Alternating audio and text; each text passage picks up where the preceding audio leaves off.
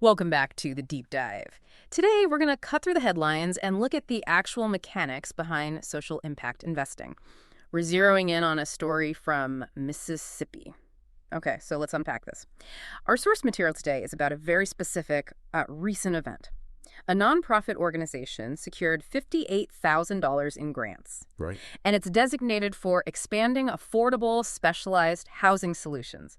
Now, $58,000, well, it's not a massive construction Yep, budget. even close. It's a drop in the bucket. Exactly. But what's fascinating here, and what you really need to understand, is that this is not a story about construction funds at all. It's a blueprint for leverage. Leverage, okay. Yeah, we are looking at how a relatively small, very specific infusion of cash is meant to bridge a huge strategic gap.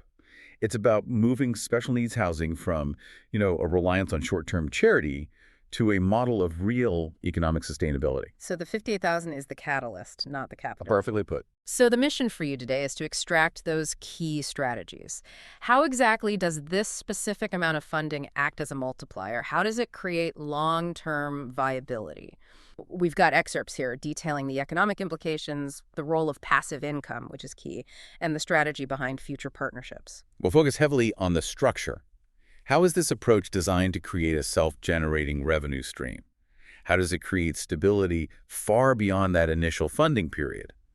This is what transforms special needs support from, a social necessity that constantly drains resources into an appreciating economic asset for the community. Okay, so let's start with that initial catalyst then, the $58,000 boost. This number, it immediately raises a question, right? How can such a small amount of money initiate structural change in an area as expensive as housing? That's the critical point. If this grant were just for, laying brick and mortar, it would achieve almost nothing. It would be gone in a week. Sure. But the funding is framed in the source material as strategic seed capital. Its purpose is to overcome those phase one hurdles, the expensive, non-physical barriers that prevent nonprofits from accessing much larger, ongoing streams of funding. So we're talking about things like administrative costs, Mhm. certification costs. Exactly. The source material emphasizes that the immediate goal is to create sustainable, passive rental income. And to do that, you need to get over those initial humps. So what is this grant paying for if not the actual houses? It's paying for compliance, mostly. Special needs housing requires rigorous certification, architectural plans that meet incredibly stringent accessibility standards, think ADA, or sometimes even beyond that. Okay, so all the pre-work. All the pre-work. This initial $58,000 covers the legal, the architectural, the planning fees you need to achieve official status. And once you're certified, that's the key. Okay. And those properties qualify for highly structured, predictable housing vouchers and state subsidies. And that is where the real long-term cash flow, the passive income, comes from. That structural thinking is the real story here. It's about building a machine that generates revenue, not just temporarily covering a bill. Exactly. And if you look at the history of special needs housing, particularly in a place like Mississippi, it has long faced this triad of problems: accessibility, affordability, and maybe most importantly, sustainability. Right. The funding is always unstable. It's so unstable. Traditional models rely too heavily on, say, annual government grants or charitable donations that go up and down. That's not stability when what residents need is permanence. So this raises an important question then. What are the specific infrastructure and service challenges that create this high barrier to entry? Well, it's way beyond just building ramps. We're talking about specialized infrastructure that just demands a higher initial investment. Like what? Things like smart home technology integration for residents with mobility issues, specific fire suppression systems, highly secure entry and exit systems, modified communal areas. These aren't just minor retrofits. They are essential for safety and for quality of life. And this is where the strategic use of the 58,000 comes in. It's earmarked to directly resolve those high initial setup costs so they can get to operational status faster. That's the plan. Let's break down the specific uses of the funding that are detailed in the sources. Okay, so the first focus area is infrastructure enhancement, but it's specifically around that specialized compliance. Making an existing space fully suited for special needs tenants means meeting legal and safety requirements that are non-negotiable, but, well, they're often prohibitively expensive for a small nonprofit to tackle upfront. Okay, that makes sense. And the second focus area? That's about developing entirely new models, inclusive and accessible models. The goal here isn't just to warehouse people, it's to integrate them fully. So that means designing properties that don't feel institutional, They're centered on community and independence right from the foundation up. And the third area sounds critical for the residents themselves. It is. It's funding the initial setup of essential support services. This allows residents to transition into living both independently and securely. This might cover, say, initial funding for on-site management training or setting up resource networks before the property even starts generating rent. The takeaway here seems to be that they are prioritizing specialized, high-quality living spaces. They're using the seed money to guarantee a high standard, which, ironically, makes the properties more attractive for securing those high-value, long-term state and federal contracts. And that focus on structural quality immediately connects to our next section. This model isn't just about charity, right? The sources emphasize this profound ripple effect on the broader regional economy. That's where I think a little skepticism is healthy. We always hear these claims of economic impact. So what are the concrete, verifiable ways this model contributes to sustained economic growth in Mississippi, rather than just shifting money around? A fair question. We identified 3 specific, tangible areas where the sources predict a significant economic impact. First is pretty robust job creation. And because this involves specialized infrastructure, the sources point to stable jobs created in highly skilled construction, maintenance, and property management. These are local jobs that are pretty resistant to, remote work trends. And crucially, they're stable jobs because the housing funding itself, that passive rental income, is highly predictable. It supports long-term employment. Absolutely. The second impact is increased local economic stability, and that's tied to occupancy rates.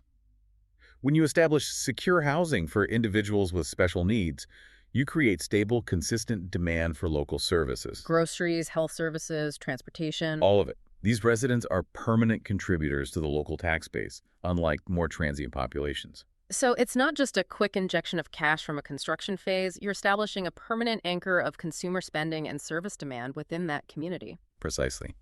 And the third area is about empowering local community capacity. By giving local organizations the resources, through this initial grant, to manage and sustain these projects, you decentralize control. You foster local expertise and you reduce the reliance on big external government agencies. You're building local economic muscle. So if we connect this to the bigger picture, it shows how addressing a social need providing stable, specialized housing can actually shift from being a perpetual cost center to a foundational economic driver. Provided the funding model is sound. Yes, but that growth relies on stable funding. So that brings us to the true cornerstone mentioned repeatedly in the sources, passive rental income. Passive income is the whole game. It's the difference between temporary relief and long-term viability. It ensures the project can sustain itself beyond the life of the initial grant and, frankly, beyond the political climate of the day. It's that essential shift from dependency on charity to operating as a sustainable social enterprise. Now, how does passive rental income work in this specialized sector? It's not just collecting rent from a regular tenant, is it? No, and what's fascinating here is the technical structure. The sources highlight that the passive income in this context relies heavily on leveraging highly structured, predictable government vouchers or subsidies. Often from HUD Or state developmental services, yeah. And they're paid directly to the provider. These subsidies are designed to cover both operating costs and a stable margin, which guarantees cash flow year after year as long as the facility maintains compliance. So the stability comes from the governmental commitment to the resident, not the volatility of the general housing market. That makes the income stream extraordinarily consistent. Yes, and that consistency is the engine for viability. The benefits are clear. First, you get that steady cash flow, which drastically reduces the financial burden and risk on the nonprofit. Second, it guarantees that sustainability past the initial grant period. That long-term assurance is just critical for families who rely on permanent placement for their loved ones. And third, it generates excess capital for expansion, for reinvestment. The income can be put back into additional housing projects or used to enhance existing support services. It creates a self-perpetuating cycle of social and economic growth. This is the definition of profit with purpose. That's the phrase. And it's a guiding principle specifically championed by Flowers and Associates, whose model is really what's being detailed in the source material. That's a powerful distinction. You're using a sound, predictable business strategy to achieve a core social mission. The grant is truly acting as startup capital for a stable, self-financing housing model. The sources even mention a roadmap for this. the book The Joy of Helping Others by Robert Flowers, which focuses specifically on creating this type of passive income through special needs housing. And that roadmap, it underscores the strategic necessity of partnerships to really scale this model effectively. Knowledge is most valuable when it's understood and applied. How does collaboration apply here to make this work across a whole region?